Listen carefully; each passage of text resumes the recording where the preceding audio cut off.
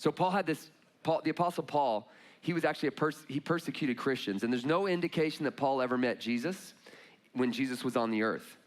But when Paul became a Christian, something interesting happened to him. He hints at this in the Bible. He says, I got taken to the backside of the desert. And there he said, I was shown things by God that like even angels wish they could see. He's like, I was given some crazy amounts of revelation. It's quite possible that Jesus in his spirit form or God himself discipled Paul to make him this evangelist to the nations. But along with that, Paul said, but then he also he said, because God didn't want me to get too arrogant or proud, he allowed me to have this thorn in the flesh. Now, he never defines what the thorn is. Some people think it was an addiction. Some people think it might be chronic pain that he had. Some people think it may be just this depression that he was constantly dealing with. We don't know what it was.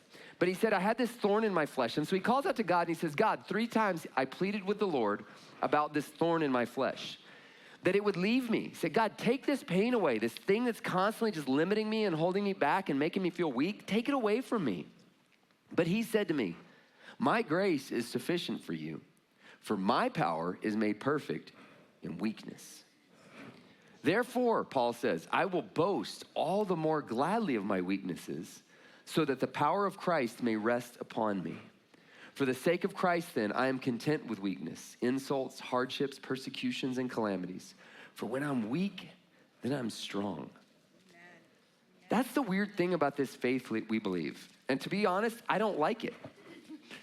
I don't like the fact that God will often allow us to come to the end of our strength just so we'll begin to depend on his. But usually that's what has to happen, because there's really only 2 things that transform us in life. One is an experience of great love, and the other is an experience of great suffering. And if you think about the image of Jesus on the cross, the greatest image of love and suffering in one picture.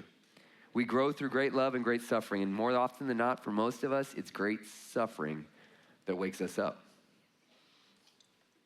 I don't like that. But that's usually what gets our attention.